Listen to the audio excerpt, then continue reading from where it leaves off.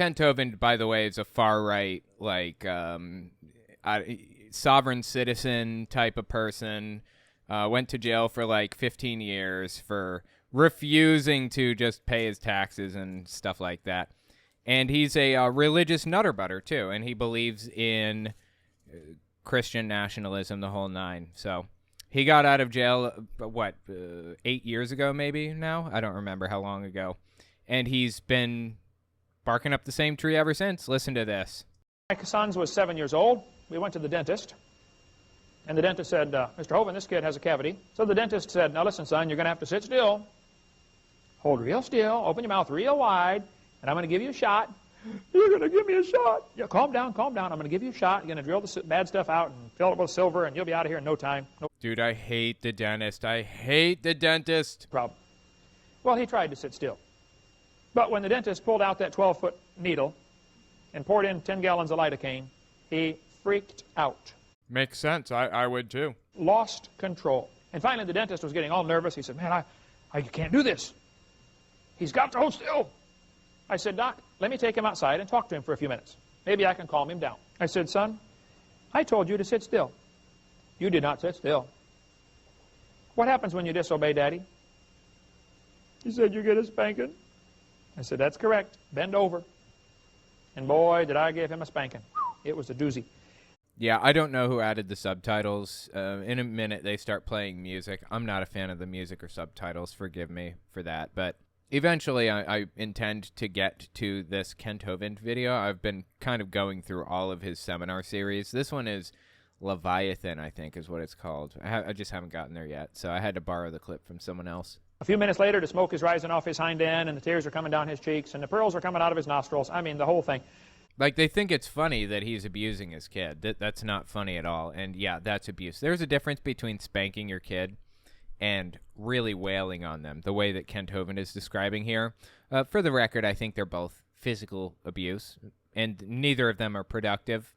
I mean, this is scientifically proven. It's not productive to spank your kids, but that's neither here nor there. These people are laughing at the thought of a kid being hit. I said, now listen, son, we're going to go back in the dentist office, and you're going to sit in that chair. And if you wiggle one time, I'm not going to yell at you. I'm just calmly going to take you back out to the van and give you 2 spankings like you just got all day until I get tired. You know, folks, we went back in the dentist's office. That kid sat in the chair, opened his mouth, grabbed the handles, and didn't move a muscle. I don't think he even breathed for 20 minutes. Look, people are laughing at this. You know, the difference, when he was in the dentist chair the second time, he was still scared of the dentist. That had not changed. But something had changed. Now, he was more scared of me. Great psychological difference. He's more scared of me than anything in the world. That's the way I wanted it. Absolutely wrong and disgusting. Like, I don't know how he justifies these positions and laughs about it and thinks it's funny. And the audience does too, apparently. Like, I was in a household like that, similar to it. Although there's a little bit more physical abuse in my house than just spanking. It was beyond just spanking for me. But yeah, it's just wrong. I don't know how people justify that to themselves.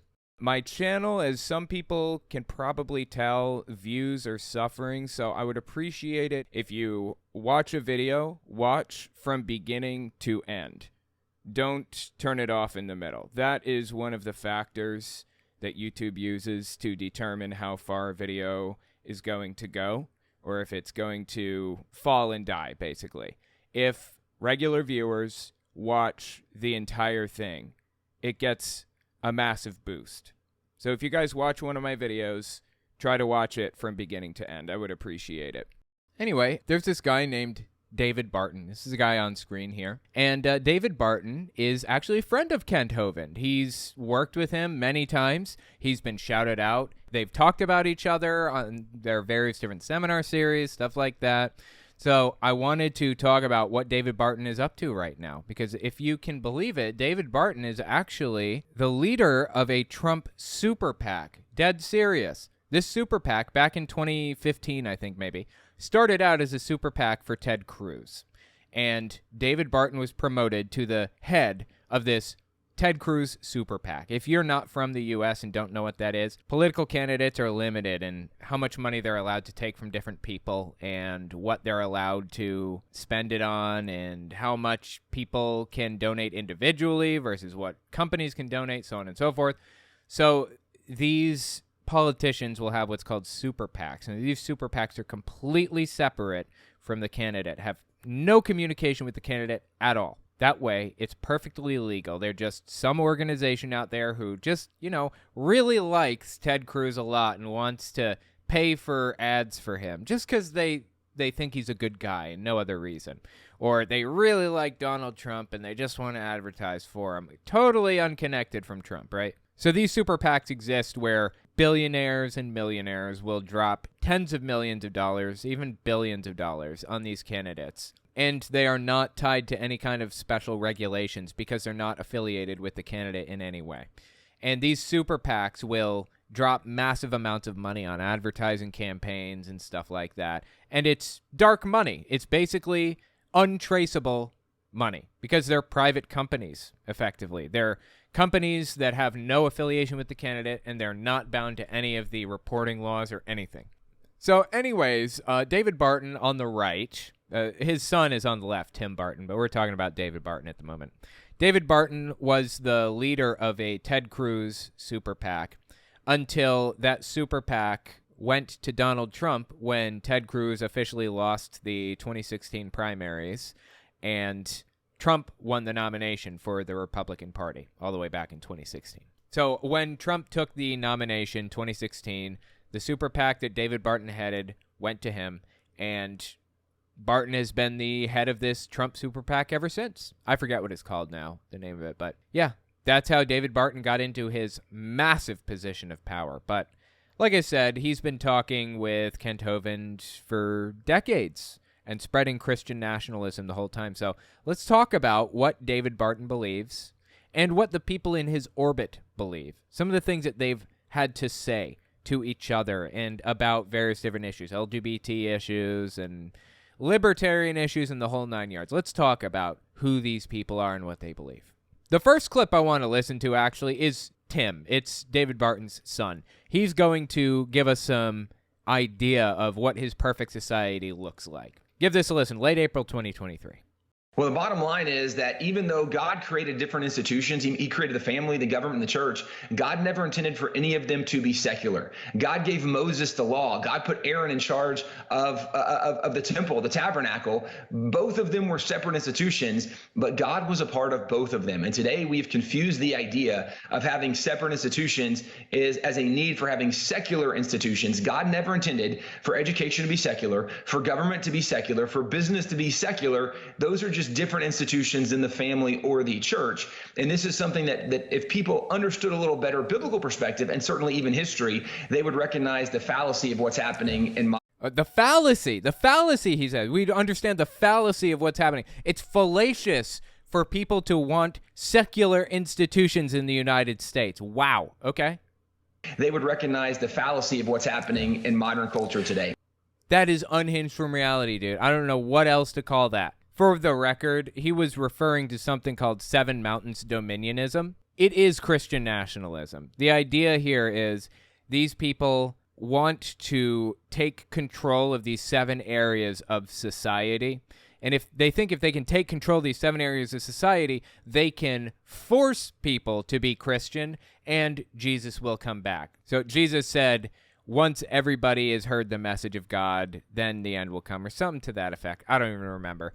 Their idea is they don't need to get people to convert. If they have control of these institutions, they have the presidency, they have people at the top of, the religious institutions, the educational institutions, they have people at the top of the economy, of the military, of the government, of everything. These 7 areas, I don't remember all of them. Media is another one. They get them at the top of those, they can force people to be religious, and then Jesus comes back. So he named a few of the institutions there, and he thinks none of those institutions should be secular. Government, religion, family, media, economy, military, and There's another. I don't remember what the other one is. It's called the Seven Mountains Mandate. Here are some famous ones. Rafael Cruz, which is Ted Cruz's dad. Paula White, she's a spiritual advisor to Donald Trump. She's a strike and strike and strike and strike lady. Strike and strike and strike and strike and strike and strike and strike and strike and strike and strike until you have victory. Andrew Womack is another famous one. Lauren Boebert, as some people call her, she's another. Here you go. The seven mountains are government, education, media, arts and entertainment, religion, family, and business. Those are the seven mountains. I couldn't remember what they were. So anyway, he wants to get his people at the very top of those seven areas of society. And if he does that, Jesus will come back. And that's the end of it. And he can impose religion on everybody in society through those institutions. Just insane, dude. So actually, that's Tim Barton, but that's David Barton's ideology. That is the Seven Mountains Mandate. That's their whole belief system. I don't want you guys to get discouraged here, though. I just want to say it feels hopeless sometimes. These extremists doing all kinds of extremisty stuff. Before going any further, I just want to point out, yes, these people are very, very extreme, and they are in positions of power. But the more extreme they get, the less support they have. It's been proven time and time again through the numbers that the more extreme Republicans get, the fewer votes they get. Just 2022 midterms. They went extreme. They banned or they did away with Roe v. Wade like months before the 2022 midterm elections. And look what happened. They lost, by and large. They lost seats in the Senate, and they got a very, very modest win in the House. Like, way more modest than they've gotten in 40 years or something. It feels hopeless sometimes. These people, it's really concerning seeing them rise to power and stuff. This is the dying gasp of an extremist movement. It won't last forever. They're going to eat themselves alive, and they're already losing, not just in polls, but in real elections, real situations. They're losing. So walking into this, I just want you guys to be aware that we can safely laugh it off. We need to take the threat seriously by voting, but it's mostly okay to just laugh at this stuff. Check this out. This is David Barton on the right, Rob McCoy on the left, spreading pseudoscience. Oh, I might have forgotten to mention, David Barton claims to be a constitutional historian. He's not. He doesn't have any education in this at all. He has a degree from Oral Roberts University, I believe. Yeah, Oral Roberts University. It's a 4-year degree. So he has a bachelor's degree in, I think, education something or other from a religious school that is not accredited by any reputable accreditation board. But he claims to be a constitutional law scholar. So he just makes stuff up whole cloth, just fabricates it out of the ether, and claims that it's real. And he has the authority to say it's real because he's a constitutional scholar, of course. Check this out. Late April 2023, he's about to just make something up right off the top of his head. The one speaking first, by the way, is Rob McCoy. The one on the right is David Barton. The one on the left is Rob McCoy. So David Barton is about to talk after Rob does. Get everything this man has ever written, every sermon he's ever preached, observe it, follow it. You will be stronger for it. Any final words you want to share? Because I just want everyone to know how much I appreciate, adore, and thank God for you. Yeah.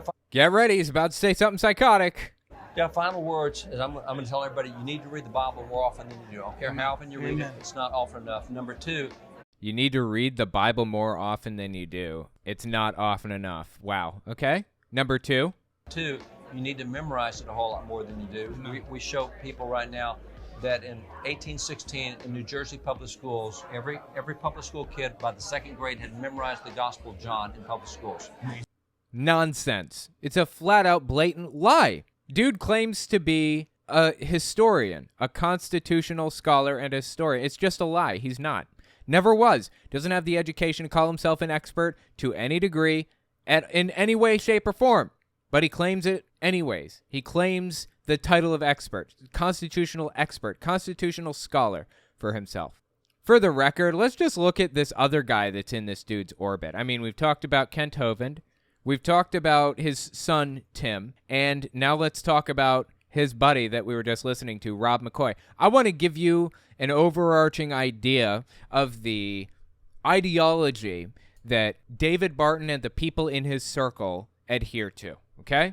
Mid-March 2023, this is Rob McCoy talking about the Alphabet Mafia. You mean to tell me that when Jesus said for one of these little ones to stumble, it'd be better for you to have a millstone tied around your neck and cast into the deepest ocean, and you're not willing to sit in a school board meeting to contend with the Alphabet Mafia that wants to tell you there's more than two genders, and we're image bearers creating the image of God, and they're telling them that they're going to give them hormone blockers? Yeah, so what he's doing here is repeating loaded language and cliches, like thought-terminating cliches. He's saying two genders, hormone blockers. I mean, all of these things have large concepts associated with them already, and he's just dropping these terms and ideas to try to convey an overarching narrative that he wants the audience to automatically understand in a short period of time.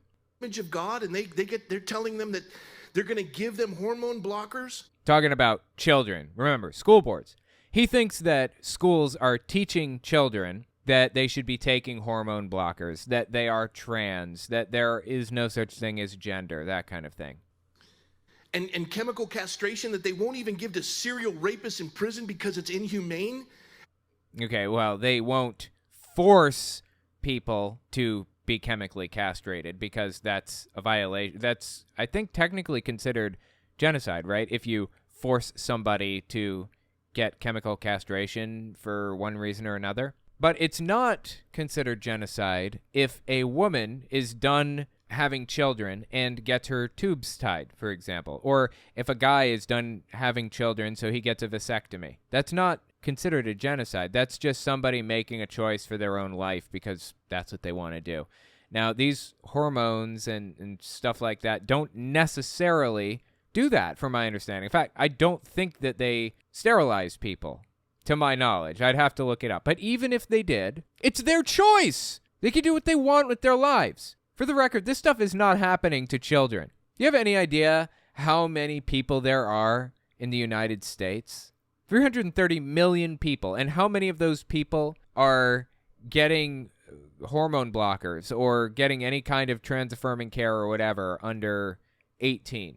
Almost none. To my knowledge, I think it's somewhere in the range of like 2,000 or 3,000 out of 330 million. And that's not even like 12-year-olds. That's like 16, 17-year-olds largely. This is a fabricated issue that doesn't exist. The only place this exists is in his head. But he's using it as a pretext for tyranny. Tyrants will always find a pretext for their tyranny.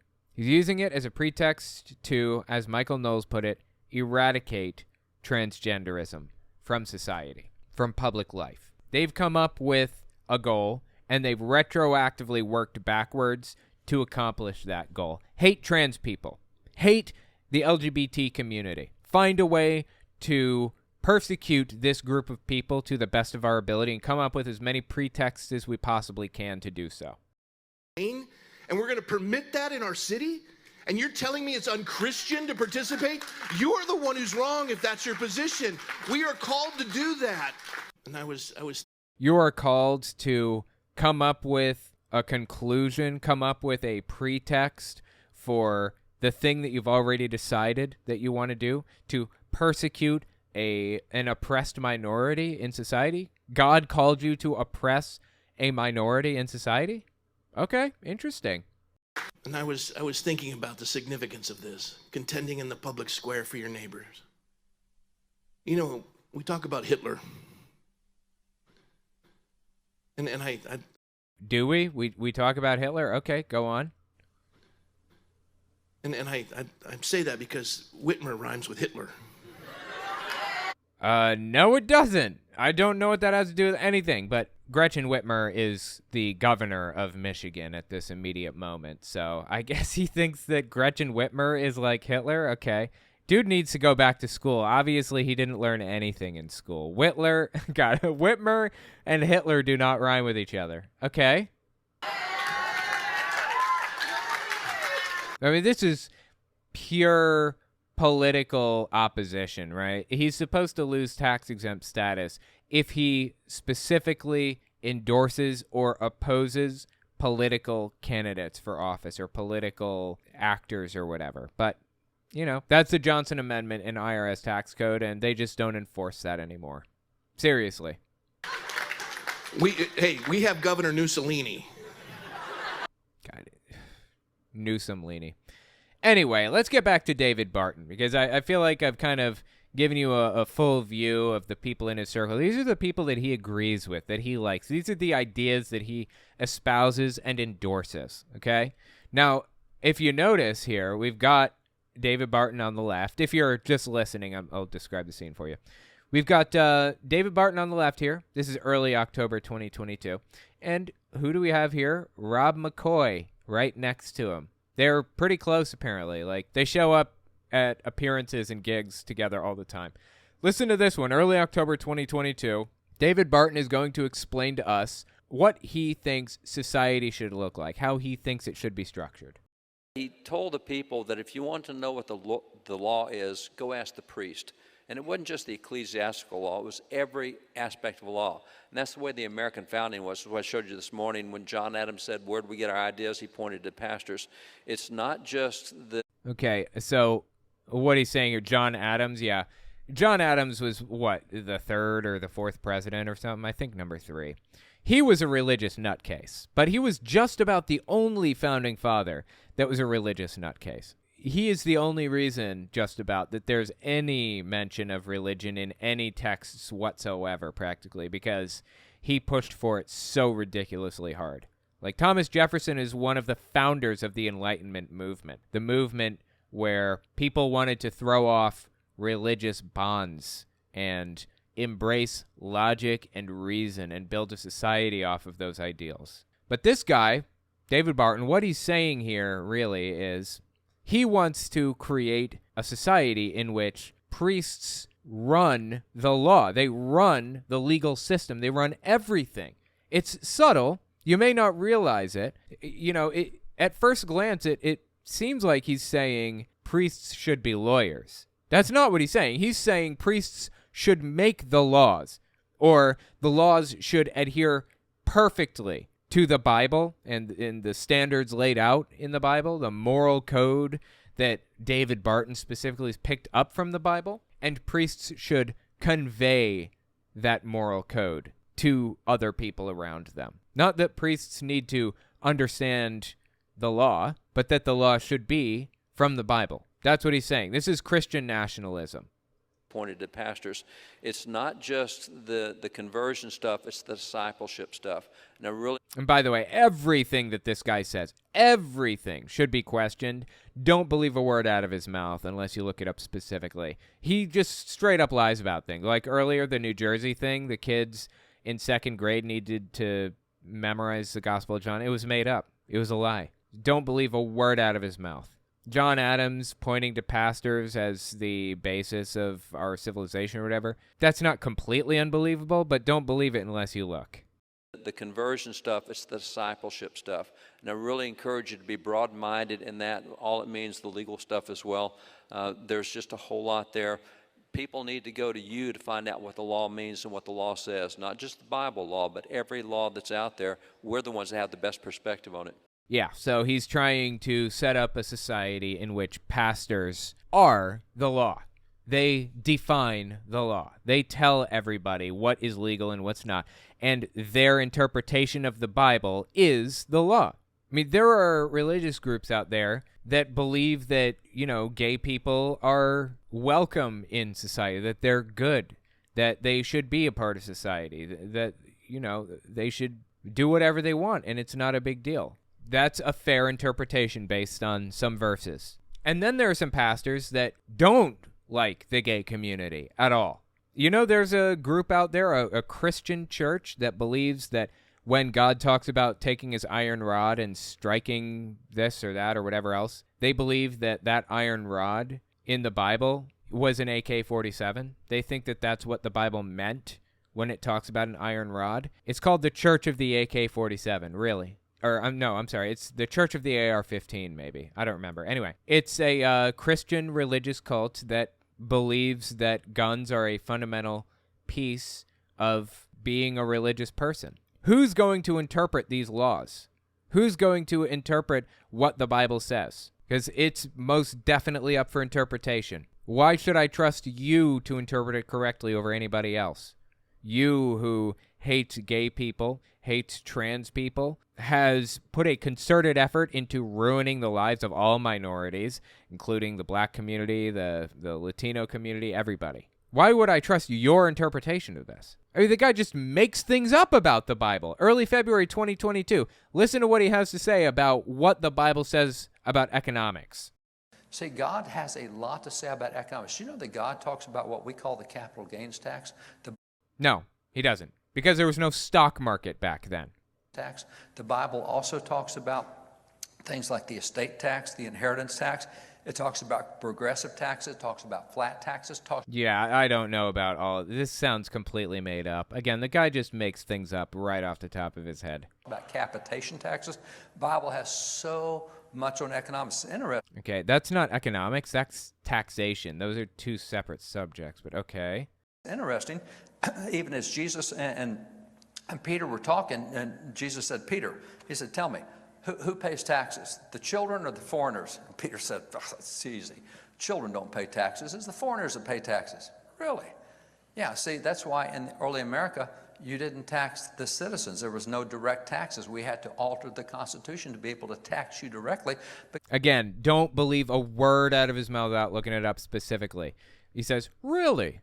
No, probably not. I mean, I'm not going to look up every claim this dude makes because I don't feel like it, but just about everything out of his mouth is a lie on this subject. Just about everything. Now, he's saying that foreigners should be taxed rather than, like, the people because that's how they did it originally when the Constitution was originally written, because it was based on the Bible. Like, this is all made up, all of it. And he's just saying it, like, with a straight face, and people believe it. Because he says it so convincingly. Like, would somebody just, like, straight up lie like that? Yeah, apparently they would. This guy does. It's so weird to see somebody just flat out brazenly lie to your face like this.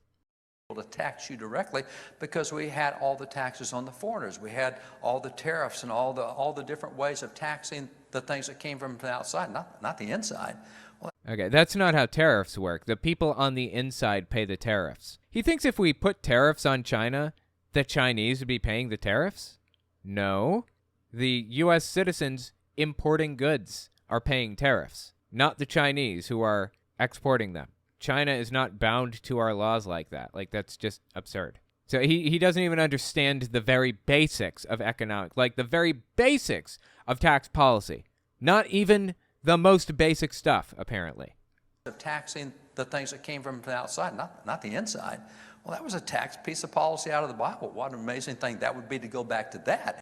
What a great thing it would be to go back to that. Wow, no taxes, only taxing other people on the outside. That's not how it works. That was never how it worked. It's a complete misunderstanding of how large economies operate and how they can be self-sustaining. I mean, the guy just makes up his own reality whole cloth. Like, he doesn't even try, apparently. He doesn't try to adhere to reality in any way. He just says whatever he wants. Mid-October 2021, this is his misrepresentation of the Civil War.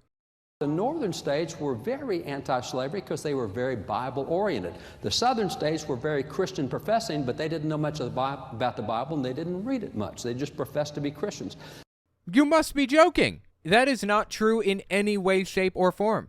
The southern states during the Civil War used the verses in the Bible about slavery and how it was good to justify owning slaves. It was the northern states that were significantly less, like, involved in a religious cult, effectively. Secularism comes in and fixes problems that extremist fundamentalists create every single time. So in the beginning of this video, we watched a clip of Tim Barton talking about, you know, his dad and secularism being evil and all this other stuff, right? And you notice this video in the background, you can see him moving around and talking while Tim is talking, right? This is David Barton in the background talking. Well, I have that video, and I wanted to just listen to a minute or two of it. This is from June 1st, 2016. Listen to what David Barton has to say. This is a piece of propaganda he created all the way back in 2016 to convince people of the lie that there's no such thing as separation of church and state. Let's give it a listen. So say there's some religious activity in public. Maybe somebody wants to pray over their lunch at school and they're told they can't do that. And they say, oh, you can't do that because of separation of church and state. Nobody would ever say that. That's not true. That's not a law.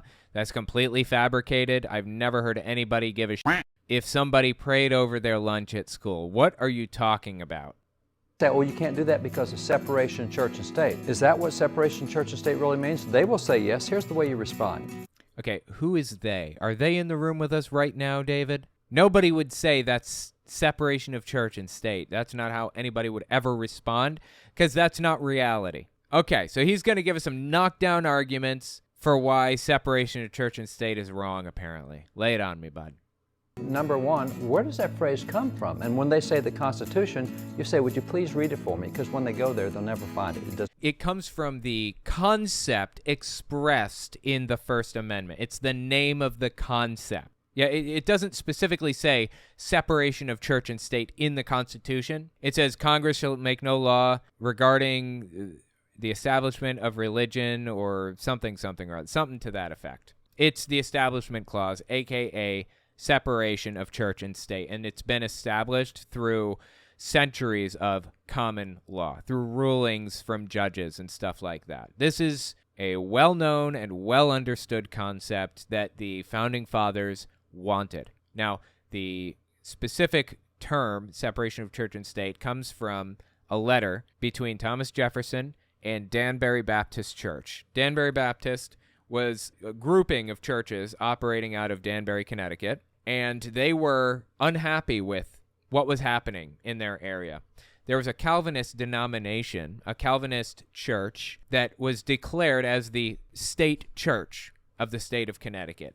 And Danbury Baptist Church felt like their religious rights were being infringed upon because government was imposing religious beliefs and religious practices upon them that they didn't believe in. Calvinism is very different from Protestantism. You know, they believe in like predestination and stuff a lot of the time, depending on the denomination. Anyway, so Danbury Baptist Church writes a series of letters to Thomas Jefferson, which you can just pull up and read, where they say, is this a violation of the First Amendment? Can we stop this? Thomas Jefferson, the one that contributed to the writing of the First Amendment, I think James Madison wrote it, but Thomas Jefferson contributed ideologically. He said, yes, I believe in separation of church and state, and that is the goal of the First Amendment. That's why it was put in, to prevent this exact type of thing, the government imposing state religion on people. We left England because we didn't want this. So, yeah, the First Amendment does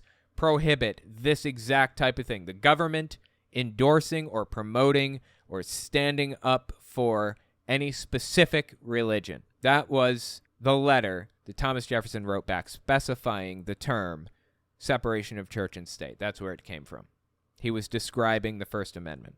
After that, I think it was like, that was 1802, I think, when that letter was written, maybe? Or maybe the late 1700s. Thomas Jefferson was gone from the presidency by the time this church was removed as the state church. There was a ruling in, I think, 1812 in the Supreme Court that removed it as the state church and established a lot of the separation of church and state rules and laws that we have in place now.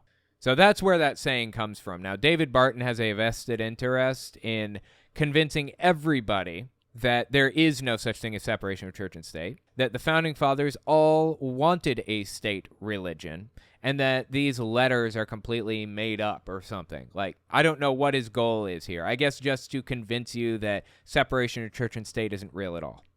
Because when they go there, they'll never find it. It does not appear anywhere in the Constitution. I mean, that specific term doesn't, but...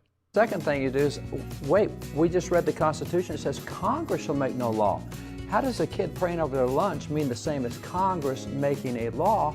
Okay. A kid can pray over their lunch. That was never prohibited, ever at any point in history ever. No one has ever told a kid they can't pray over their lunch. Even teachers can pray over their lunches. There's no problem with any of this. He's creating a fake situation to make people feel persecuted. This is just nonsense. And also, it was established through court rulings. In the same way that abortion was ruled upon by the Supreme Court, Roe v. Wade and Casey and other rulings established abortion rights and privacy rights and things like that. They actually create laws through Supreme Court rulings. It's called common law. That's what that is. Common law is basically judges creating precedents and rulings that determine and establish how the law should operate. Because laws are written, they're not always as specific and precise as we need them to be to kind of understand what the intent was or whatever. So the Supreme Court comes in and refines that understanding and builds upon it and creates a new law. They'll even write big, long drafts, 100-page drafts, 100-page rulings that describe exactly how the law should work. And that's kind of how the separation of church and state came to be, was in, I think, 1812, when the Supreme Court ruled on what the law should be. So, yeah, it's not specifically in the Constitution, but common law was built based on what the Constitution said. But, he's got to propagandize, of course. That's who David Barton is, just like his buddy Kent Hovind. Third thing you ask them is, and by the way, if praying over your lunch is so bad, why did we do it for 180 years under... Okay, again, I don't even know if that's true. Did we do it for 180 years? And also, everybody's always prayed over their lunch. No one has ever been barred from praying over their lunch. What does he mean, 180 years? What did we not do, or what did we do for 180 years that we don't do now? Everybody prays over their lunch. What are you talking about? This is made-up nonsense, all of it. Why do we do it for 180 years? We're still doing it. What do you mean you're not allowed to pray over your lunch? Literally no human being is disallowed from praying silently to themselves in any situation ever. If you're acting as a representative of the state, that's a different situation. You're not legally allowed to force other people who are a captive audience to exercise your religious beliefs. You can't force them to do what you want them to as a religious actor or as a state actor or whatever. Like a teacher cannot force kids to listen to her pray to them, for example. That's illegal. But she's perfectly allowed to sit at her desk silently and pray without drawing attention to herself. The way that the Bible describes, the way Matthew describes, not drawing attention to yourself like the hypocrites in the synagogues or whatever it says, that type of thing. You're allowed to do that. But they got to come up with some explanation to be persecuted, right? Years under the Constitution, and it's only been in recent years that we have not done that. Did we just invent separation church and state? No, it's been there from the beginning, but we've twisted it to mean something that it doesn't mean. So if you ask them those three questions, you can win your argument. Just all of it. Like every last bit of this, completely made up. They just want to exercise a persecution complex, and it's honestly disgusting. So anyway, yeah, this is the guy that's largely responsible for Christian nationalism in the United States, fascinatingly. If you were wondering where all of the propagandistic claims came from, David Barton. And his buddies like Rob McCoy, Kent Hovind. Kent Hovind's been integral to this whole Christian nationalism movement. Tons and tons and tons of people in this guy's orbit have been responsible for eroding the separation of church and state. Anyway, let me know what you think about it in the comments.